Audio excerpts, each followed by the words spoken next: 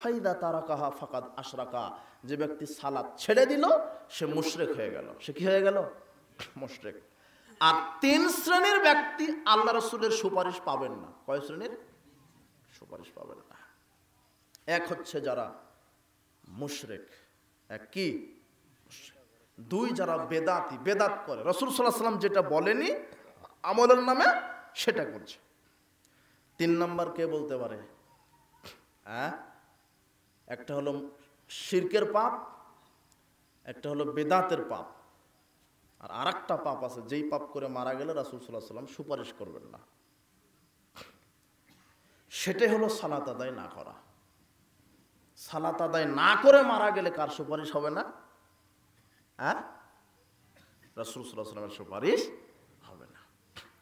রাসূল বলছেন ফাক্তারতু শাফাআ লিমান মাতা লা ইউশরিকু বিল্লাহি শাইআ, আমার সুপারিশ কেবল ওই ব্যক্তি পাবে যেই ব্যক্তি শিরক করে মারা যায়নি। শিরক না করে মারা গেলে আমি সুপারিশ করব। কিন্তু মুহাম্মদ সাল্লাল্লাহু আলাইহি ওয়াসাল্লাম বলছেন যে ব্যক্তি সালাত আদায় করতে করতে ছেড়ে দিল সে মুশরিক। আর মুশরিককে কে সুপারিশ করবেন না? রাসূল সাল্লাল্লাহু আলাইহি ওয়াসাল্লাম। বলছিলাম ইবাদত, আপনাকে ইবাদত বুঝতে হবে। ইবাদত বলতে মানুষ জন্ম থেকে নিয়ে মরা পর্যন্ত যা কিছু করতে চাচ্ছে সব আল্লাহর বিধানে করতে হবে, এর নাম ইবাদত। শুধু সালাত সিয়াম হজ যাকাতের নাম ইবাদত নয়। তাই তো আপনি সালাত আদায় করেন আল্লাহর বিধানে, আর অর্থনীতিতে আপনি সুদের ব্যবসা করেন। তাই তো আপনি হজ করেন আল্লাহর বিধানে, রাজনীতি করেন আপনি ইহুদি খ্রিস্টানের বিধানে। বোঝেননি কথা? ও ইসলামই বুঝেনি, ও তাওহীদই বুঝেনি, ও ইবাদতটাই বুঝেনি। এতক্ষণ যা শুনলেন আর একটু মনোযোগী হন। আল্লাহ সুবহানাহু ওয়া তাআলা বলছেন ইন্নাদ দীনা ইনদাল্লাহিল ইসলাম, আল্লাহর নিকটে মনোনীত জীবন ব্যবস্থার নাম হলো ইসলাম।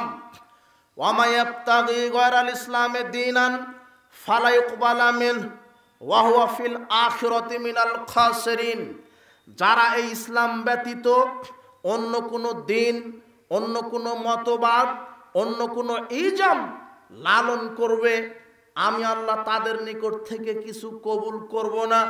তারা বিচারের মাঠে ক্ষতিগ্রস্তদের অন্তর্ভুক্ত হবে। আমার দিন কি? ইসলাম। কবরে মূলত 3টা প্রশ্ন করা হবে। বলেন তো কয়টা? 3টা। সবাই জানি তাই না? মার রব্বুকা, প্রথম প্রশ্ন কি? মার রব্বুকা মানে কি? তোমার রব কে? কে আমার রব? উত্তরও বলে দিয়েছেন হাদিসে, রব্বি আল্লাহ, আমার রব আল্লাহ। 2 নম্বর প্রশ্ন মা দিনুকা, তোমার দিন কি? দীনুল ইসলাম। মান নবিয়ুকা, তোমার নবী কে? মুহাম্মদ সাল্লাল্লাহু আলাইহি ওয়াসাল্লাম। উত্তরও বলে দিয়েছেন তাই না? বোঝেননি কথা? প্রশ্ন বলে দিয়েছেন, উত্তরও বলে দিয়েছেন। প্রথম কথা মান রব্বুকা, তোমার প্রতিপালক কে? রব কে এটাই আমরা জানি না। রব কি জিনিস? রব মানে সৃষ্টিকর্তা। বলেন তো কি? রব মানে পরিচালক, রব মানে মালিক, রব মানে রিজিক দাতা, রব মানে জীবন দাতা, রব মানে মৃত্যু দাতা, রব মানে রিজিক দাতা, রব মানে আইন দাতা। রব মানে কি? আইন দাতা। আইন কি করা লাগে? এটা খায় না গায়ে দেয়? আমরা 1971 সালে ভালোভাবে একটু স্বাধীন হয়েছি তাই না? 47 হলো, তারপরে আগে 90 হলো, 47 হলো, এরপরে 71 হলো। আবার অনেকে বলছেন যে এই 2024-এর 5 আগস্টে হলো আবার। তো এগুলি মনে করছেন আপনি স্বাধীন, কিন্তু এগুলি আপনার কথার কথা। আপনি স্বাধীন হয়েছেন, কে বলেছে আপনি স্বাধীন? অফিস, আদালত, কোর্ট কাচারি, শিক্ষাঙ্গন সব জায়গাতে আপনি এখন ইহুদি খ্রিস্টানের আইন মানেন। আপনি বোঝেননি কথা? না বোঝেননি মনে হয় কথা। রব মানে আইনদাতা। রব মানে কি? আইনদাতা। রব মানে বিধানদাতা। আমার সৃষ্টিকর্তা কে? আল্লাহ। আমি কার আইনে চলবো? চলি কার আইনে? আল্লাহর আইনে। চুরি করলে হাত কাটা যাবে, চুরি করলে ওকে আরো আবার বকশিশ দেয়। দুর্নীতি করলে তার বিচার আছে, জেনা করলে তার বিচার আছে, মদ পান করলে তার বিচার আছে। এগুলি আইন কি আছে? আপনার নেতা যে বক্তব্য মেরে গেল, ও মনে করেছে শুধু সালাত আদায় করা হলো ইসলাম। তোমার ওই নেতা ক্ষমতায় গেলে চোরের হাত কাটতে পারবে? হ্যাঁ, শুধু মনে করেছে মসজিদে গিয়ে সালাত আদায় করার নাম ইসলাম, চুরি করলে হাত কাটতে হবে, এটাও কি ইসলাম? বোঝেননি কথা?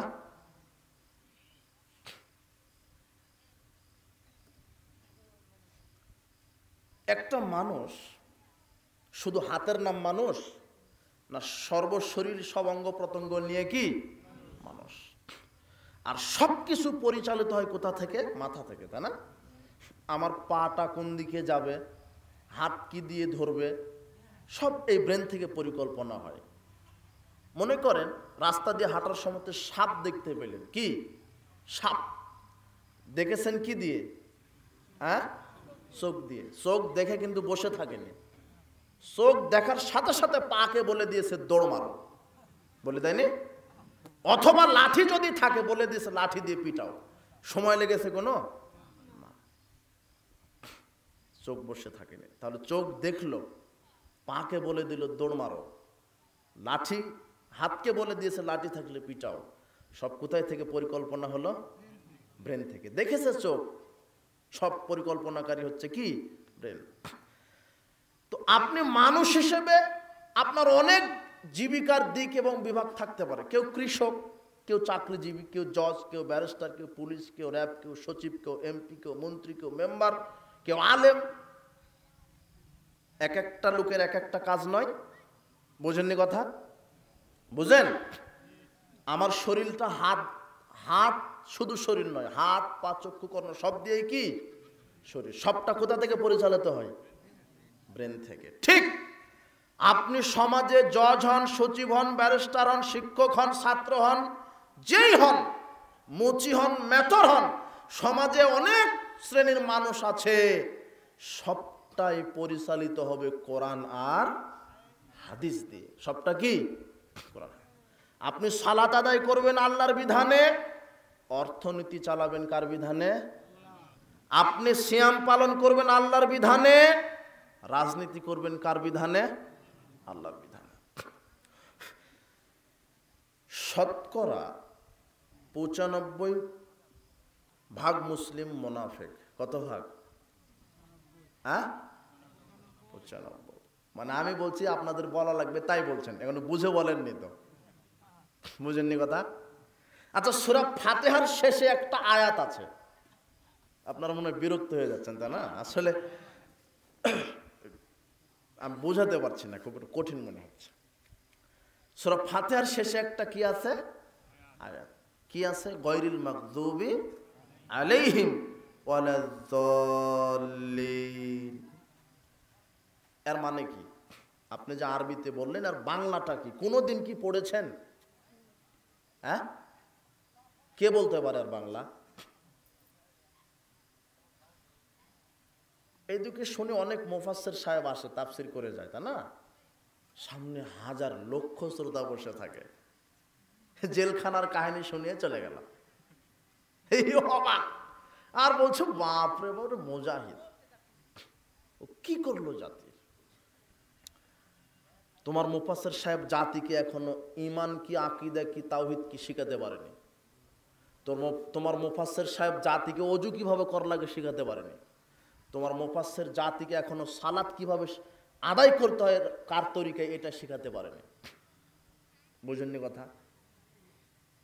ও বলছে যে রাষ্ট্র ধর্ম ইসলাম চাই, আরে ওর 3.5 হাত বডিতে ইসলাম নাই, বউকে ল্যাংটা করে সাজায় রাখে, ও রাষ্ট্র ধর্মের খবর নেবে কি করে? আপনি ভালো হলে রাষ্ট্র অটোমেটিক্যালি ভালো হয়ে যাবে। বাংলাদেশে 20 কোটি মানুষ, 20 কোটি মানুষই যদি ইসলাম মানে, তাহলে ইসলাম প্রতিষ্ঠা করা লাগবে না, এমনিতেই হয়ে যাবে। হ্যাঁ, তবে আমরা অস্বীকার করি না, রাষ্ট্র ক্ষমতা এটা সহায়ক শক্তি, কিন্তু আল্লাহ সূরা নূরের 55 আয়াতে বলছেন, আমি এই রাষ্ট্র ক্ষমতা তখনই দিব যখন ঈমান এবং আমলে আগে তোমরা পাকাপুক্ত হবে। আমার ঈমানই নাই, আমলই নাই, আমি ক্ষমতা চাইলে হবে না। বলছিলাম গায়রিল মাগযুবি আলাইহিম ওয়ালাদ যাল্লিন, আমি আল্লাহর কাছে বললাম, আল্লাহ অভিশপ্ত ইহুদি, পথভ্রষ্ট যারা খ্রিস্টান, এদের চক্রান্ত থেকে আমাদেরকে হেফাজত করো। এর বাংলা কিন্তু এটা বুঝেননি মনে হয় কথা। আপনি 5 ওয়াক্ত সালাতে কতবার যে বলেন সূরা ফাতিহা, বলেন না? কোন সূরা না পড়লে সালাত হয় না? লা সালাতা লিমান লাম ইয়াকরা বিফাতিহাতিল কিতাব, যে সালাতে ফাতিহা পড়ে না তার সালাত হয় না, স্পষ্ট হাদিস। আপনি এটা বারবার তেলাওয়াত করেন, গায়রিল মাগযুবি আলাইহিম ওয়ালাজ যাল্লিন, আল্লাহ অভিশপ্ত ইহুদিদের নীতি থেকে, পথভ্রষ্ট খ্রিস্টানের চক্রান্ত থেকে আমাদেরকে হেফাজত করো। আমরা বলি কি আমিন। কিন্তু ঘটনা হয়েছে কয়লা ধোয়ার মতো। কি ধোয়ার মতো? কয়লা ধুলে ময়লা যায়? কয়লা পুরোটাই কি ময়লা। কিভাবে? তিরমিজি 2641 নম্বর হাদিস। হাদিস নম্বর কত? এদিক ওদিক তাকাচ্ছেন কেন? আমি একটু পরে শেষ করে দেব। তিরমিজি 2641। এই আয়াতটা মনে রাখেন, সূরা ফাতিহার। আল্লাহ বললেন যে তোমরা আমার কাছে এইভাবে বলো, আল্লাহ ইহুদিদের চক্রান্ত আর খ্রিস্টানের চক্রান্ত, তাদের নীতি আদর্শ থেকে আমাদেরকে বাঁচিয়ে রাখো। আমরা বলি কি আমিন, তাই না? আপনি বলেন গায়রিল মাগযুবি আলাইহিম ওয়ালাদ যাল্লিন, কিন্তু কোনোদিন এর অর্থটা বুঝলেন না যে আমি কি বললাম। এটাই তো হয়েছে আপনার সাথে এতদিন, তাই না? আজকে হয়তো বা কিছু একটু বুঝলেন। মাগদুব হচ্ছে কারা? ইহুদিরা। অভিশপ্ত। অভিশপ্ত কারা? দল্লিন, পথভ্রষ্ট কারা? খ্রিস্টান। আমি আল্লাহর কাছে বলছি, আল্লাহ ইহুদি খ্রিস্টানের চক্রান্ত থেকে বাঁচাও, আমিন, আল্লাহ কবুল করো। কিন্তু বিষয় হয়ে গেছে কয়লা ধোয়ার মতো। আমি সালাতে বললাম, আল্লাহ আমি ইহুদি খ্রিস্টানকে মানি না, কিন্তু আমার স্কুল, কলেজ, শিক্ষাঙ্গন, কোর্ট কাচারি, অফিস, আদালত, সব জায়গাতে কাদের বিধান? বুঝে না নাকি? হ্যাঁ, তোমার নেতা বলছে গায়রুল মাগদুবি আলাইহিম ওয়ালাদ যাল্লিন, আর তোমার নেতা সেক্রেটারিয়েট ওপেন করে ইহুদিদের নীতিতে। তোমার নেতা মুনাফিক। ফাজলামি করেন নাকি আপনি? টাকা আছে, হজ করেছেন তাই হাজী সাহেব? অবাক কথা হলো। আমি আল্লাহর কাছে বললাম, আল্লাহ ইহুদি খ্রিস্টানের নীতি আমি মানি না, ইহুদি খ্রিস্টানের চক্রান্ত থেকে বাঁচাও, আমিন।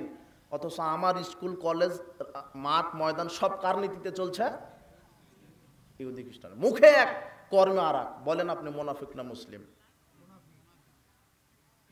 আচ্ছা, এখনো বুঝেননি মনে হয়। আরেকটু এই হাদিসটা বোঝার চেষ্টা করেন। তিরমিজি 2641 নম্বর হাদিস। আব্দুল্লাহ ইবনে আমর রাদিয়াল্লাহু তাআলা আনহু তিনি বলেন, রাসূল সাল্লাল্লাহু আলাইহি ওয়াসাল্লাম বলেছেন, লা ইয়াতিয়ান্নাল উম্মতি মা তাআলা বানি ইসরাইল, শোনো আমার উম্মতের ওই অবস্থা হবে যে অবস্থা ইহুদি খ্রিস্টানের হয়েছিল। হাজওয়ান নাল বিন নাল, যেমন 2 পায়ের জুতার সমান। কি কারো জুতা কি ছোট বড় নাকি? 2 পায়ের জুতা কি সমান। রাসূল সাল্লাল্লাহু আলাইহি ওয়াসাল্লাম বলছেন, ইহুদি খ্রিস্টান যেমন হবে আমার মুসলিমরা তেমন হবে। নীতিতে, আদর্শতে, অর্থনীতিতে, রাজনীতিতে, শিক্ষানীতিতে আপনি বর্তমানে এখন আপনাকে মিলাতে হবে। আমি যেখানে বক্তব্য দিয়ে গেলাম খুব বীরের মতো করে, আসলে আমার বক্তব্য ঠিক না বা ঠিক মিলাতে হবে না? রাসূল সাল্লাল্লাহু আলাইহি ওয়াসাল্লাম যে হাদিসটা বললেন যে আমার উম্মতেরা ইহুদি খ্রিস্টানের নীতির সাথে মিশে যাবে, এটা মিলাতে হবে না? আচ্ছা, এখনো বুঝেননি, একটু ধৈর্য ধরেন। আপনার বিরক্ত হচ্ছেন একটু, আপনি এটা না বোঝালে আপনি ইবাদতটা কি ইসলাম কি বুঝতে পারবেন না। একটু, রাসূল সাল্লাল্লাহু আলাইহি ওয়াসাল্লাম বলছেন ইহুদি খ্রিস্টান যেমন হবে আমার মুসলিম উম্মত তেমন হবে। তিনি এই কথাও বলে ফেললেন হাত্তা ইন কানা মিনহুম মান আতামালানিয়া, আমার ইহুদি খ্রিস্টানের ভিতরে যদি এমন লোক থাকে যে তারা তার মায়ের সাথে জেনা করে, লাকানা ফি উম্মতি মা ইয়াসনাউ যালিক, তাহলে মুসলিমদের ভিতরেও কিছু লোক থাকবে যারা মায়ের সাথে জেনা করবে। যেহেতু দুই পায়ের জুতা কি সমান, দুই পায়ের জুতার সাথে রাসূল সাল্লাল্লাহু আলাইহি ওয়াসাল্লাম তুলনা করলেন, ঠিক জুতা যেমন সমান ইহুদি খ্রিস্টান যেমন হবে মুসলিমরাও তেমন হবে। এমনকি রাসূল সাল্লাল্লাহু আলাইহি ওয়াসাল্লাম এটাও বললেন ইহুদি খ্রিস্টানরা যদি মায়ের সাথে জেনা করে থাকে মুসলিমরাও মায়ের সাথে কি করবে? জেনা করবে। মুসলমানেরা মায়ের সাথে জেনা করে? এ মনে হয় আমার বক্তব্য শুনেছে, ওই জন্য বলতে পারলো। আর এই যে বলছেন না, বলে দিয়েছে, তা না? ওই যে আপনি ইসলাম মানে মনে করেছেন শুধু তসবি টিপো আর হজ করো। ইহুদি খ্রিস্টান যদি মায়ের সাথে জেনা করে থাকে তাহলে মুসলিমরাও কি করবে? যেহেতু রাসূল বলছেন সমান হতে হবে তো, তাই না?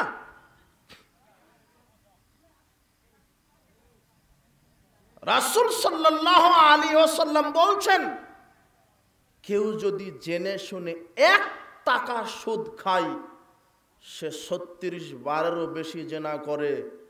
কার সাথে? আয়ানকা রাজুল উম্মাহু, তার মায়ের সাথে। সুদখোর মনে হয় জয়পুরহাটে নাই, তাই না? এই জয়পুরহাট সুদী ব্যাংক মুক্ত, হ্যাঁ? তাই তো বুঝতে পারছেন না মনে হয়। সুদ মনে হয় বুঝেন না, আজকে নতুন সুদ এই শব্দটা কি পরিচিত নাকি আপনাদের? আচ্ছা, হাসে হাসে, হ্যাঁ দেশ চালাচ্ছে। হ্যাঁ, ওই যে যাকে নেতা করেছেন আপনিই তো করেছেন। 5 টাকা ডিমের 10-20 টাকা ডিম খেয়ে আপনি নেতাকে নির্বাচন করেছেন। আপনি তো যে নেতার মুখে দাঁড়িয়ে নাই, প্যান্ট টাকনুর নিচে পেশাব করে পানি নেয় না, সালাত অজু কি খাবে জানে না, ওরা হলো নেতা। তো ওরা জাকাত দিবে না সুদ খাওয়াবে আপনাকে? বুঝেননি কথা? একটু ধৈর্য ধরেন, আমি ইসলাম বোঝাচ্ছি আপনাকে। ইহুদি খ্রিস্টান যেমন মুসলিমরা হবে তেমন। এমনকি ইহুদি খ্রিস্টান যদি মায়ের সাথে জেনা করে মুসলমানেরাও কি করবে? এই সুদের প্রতিষ্ঠাতাই হলো ইহুদিরা। কারা? কেন ইসলাম কি যাকাত ভিত্তিক অর্থনীতি চায়, আর জাহেলিয়াত সুদ ভিত্তিক অর্থনীতি। আপনি মানেন কোনটা? আপনার এই রিক্সা চালকে হলো হারামখোর, ব্যাংক থেকে লোন নিয়ে রিক্সা কিনেছে। আপনার এই মোলামগাড়ি বাজারের পানের দোকানদার ব্যাংক থেকে লোন নিয়ে পানের দোকান দিয়েছে। আমাকে বলছে হুজুর এই যে আমার মোটরসাইকেলের শোরুম, এখানে 5 কোটি টাকার মোটরসাইকেল আছে, এটা শোরুম, এটা আমার দোকান। তো টাকা কোথায় পেয়েছেন? তো লোন করেছি। বলো হারামখোর। ও কি খোর? আর তোমার বাপ বলছে জামাই একটা পেয়েছি ব্যাংকে চাকরি করে। জামাই মানে কি? একেবারে জামাই, 1.5 লক্ষ টাকা বেতন, হিসাব ছাড়া 1.5 লক্ষ টাকা। কোথায় চাকরি করে? ব্যাংকে চাকরি করে। ব্যাংকে চাকরি করা হারাম নয়, সুদী ব্যাংকে চাকরি করা হারাম। বাংলাদেশে সুদী ব্যাংক আছে? হ্যাঁ, তোমার ভাইকে বলো আজকে, ভাই আসসালামু আলাইকুম, আগামীকাল থেকে ভিক্ষা করে খাও, আল্লাহ ইবাদত কবুল করবে। সুদী ব্যাংকে চাকরি করলে ইবাদত কবুল হবে না।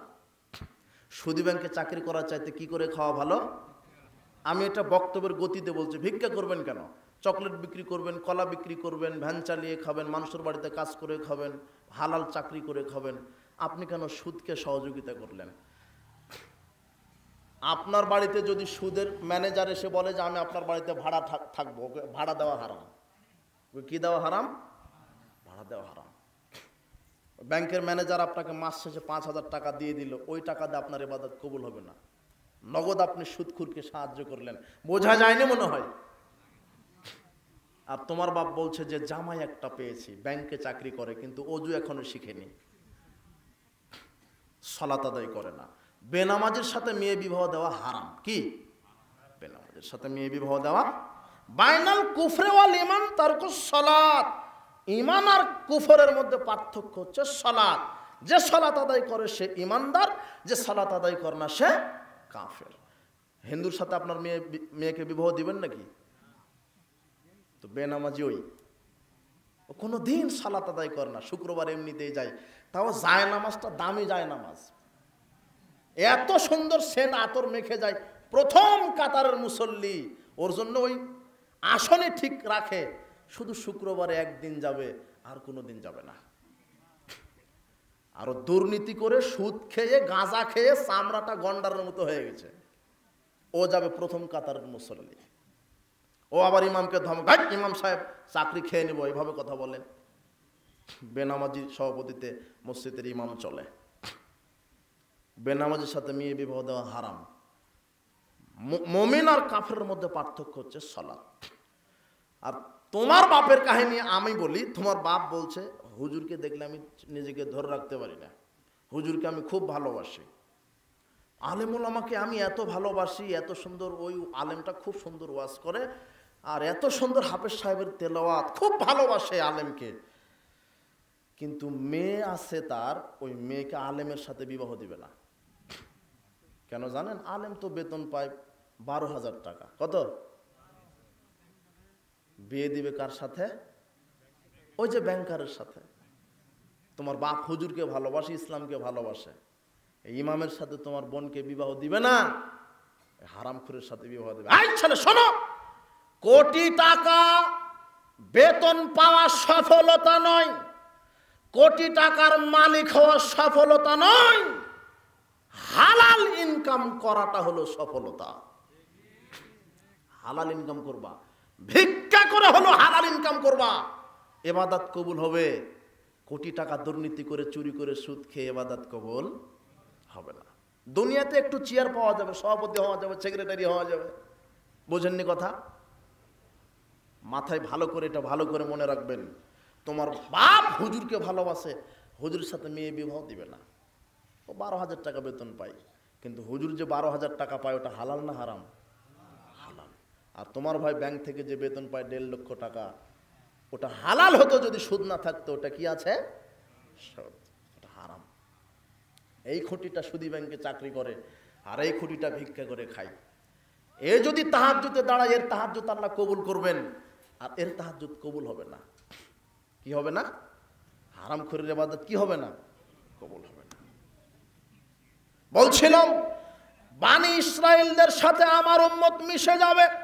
তারা যদি সুদ খায়, মায়ের সাথে জেনা করে, আমার মুসলিম উম্মত মায়ের সাথে জেনা করবে।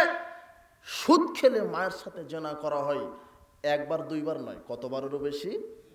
36 বার। হাদিসের মধ্যে আছে। তোমার বাপ 20 বছর ধরে তাহাজ্জুদ পড়ে, সুদের ব্যবসাও করে, বলো তোমার বাপ ফাওয়াইলুল লিল মুসাল্লিন নাকি? তোমার বাপ মুনাফিক না মুসলিম? বলো।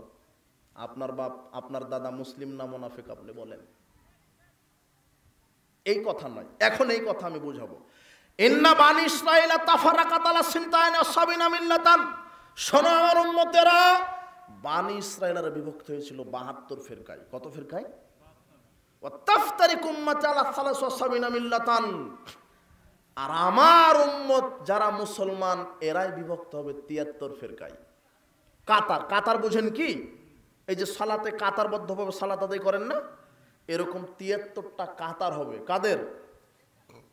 হিন্দুদের, খ্রিস্টান, বৌদ্ধ।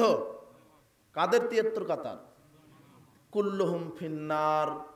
72 দল যাবে জাহান্নামে। যে 72 দল জাহান্নামে যাচ্ছে, আর মনে হয় হিন্দু, তাই না? কি? হ্যাঁ, আমার দাদা এই হাদিসটা বানিয়ে গেছে, আমি আজকে বললাম, তাই না? এই হাদিস কোথাও আছে? আছে? আচ্ছা, হাদিসটা মনে হয় মিথ্যা। তিরমিজি 2641 নম্বর হাদিস। রাসূল সাল্লাল্লাহু আলাইহি ওয়াসাল্লাম বলছেন যে বানি ইসরাইলরা বিভক্ত হয়েছিল 72, আমার মুসলিম উম্মত বিভক্ত হবে 73 কাতারে। 72 দল যাবে কোথায়? জাহান্নাম। ইল্লা মিল্লাতান ওয়াহিদাতান, এক কাতার এক ফেরকা যাবে জান্নাতে। সাহাবীগণ বলছেন মান হিয়া ইয়া রাসূলুল্লাহ, তারা কারা? যে এক ফেরকা জান্নাতে যাচ্ছে তারা কারা? তখন মুহাম্মদ সাল্লাল্লাহু আলাইহি ওয়াসাল্লাম বলছেন শোনো, মান আলাইহি ওয়াসাহাবি, আমি এবং আমার সাহাবীগণ যার ওপরে আছি তার ওপরে যারা থাকবে তারাই জান্নাতে চলে যাবে। রাসূল সাল্লাল্লাহু আলাইহি ওয়াসাল্লাম এবং সাহাবীরা সুদের উপরে ছিল, তাই না? ঘুষের উপরে, গাঁজার উপরে, সিগারেটের উপরে, ইয়াবা, বেনামাজি। রাসূল সাল্লাল্লাহু আলাইহি ওয়াসাল্লাম সাহাবায়ে কেরাম কার উপরে ছিল? কোরআন আর সহিহ হাদিসের উপরে। আপনি কি আছেন? আমার উম্মত ইহুদি খ্রিস্টানের সাথে মিলে যাবে। যুবক, শিক্ষা ব্যবস্থার দিকে তুমি লক্ষ্য করো। তোমাকে বানরবাদ আর ট্রান্সজেন্ডার শিখায়, ওটা ইহুদিদের শিক্ষা। বলো তোমার জাতি ইহুদিদের সাথে মিশেছে কিনা? আমার উম্মত ইহুদিদের সাথে মিশে যাবে। যারা সুদখুরারা হলো ইহুদিদের সাথে মিশে গেছে। সুদের প্রতিষ্ঠাতা কে? ইহুদি। আমার উম্মত ইহুদি খ্রিস্টানের সাথে মিশে যাবে। আমার উম্মত মূর্তি পূজা করবে। তোমার নেতা চলে গেছে মন্দিরে, না এবার এখন তুমি কি করবা? আবার নাকি ওই যে হিন্দুরা কি বলে, মন্ত্র বলে নাকি? তোমার হুজুর আবার মন্ত্রও পড়ে। এর নাম গণতন্ত্র, নামে থাকবে মুসলিম, তোমাকে হতে হবে হিন্দু, ইহুদি, খ্রিস্টান। এর নাম গণতন্ত্র। তোমার নেতা গণতন্ত্রকে মানে, তোমার নেতা বুঝেনি গণতন্ত্র কি, তুমি বুঝনি তুমি গণতন্ত্র কি, তোমার জাতি বুঝেনি গণতন্ত্র কি।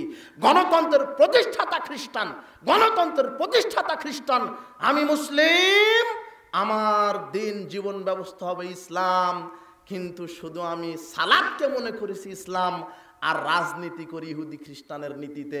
বলো আমার নেতা মুহাম্মদ সাল্লাল্লাহু আলাইহি সাল্লাম, আমি কার নীতিতে রাজনীতি করব? তোমার নেতা কার নীতিতে করে?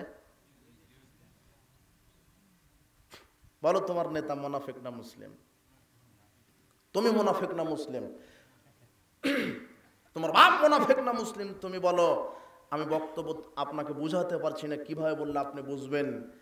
বনী ইসরাইলদের সাথে ইহুদি খ্রিস্টানের সাথে মিশে যাবে। শিক্ষাতে মিশেছে, অর্থনীতিতে মিশেছে, রাজনীতিতে মিশেছে।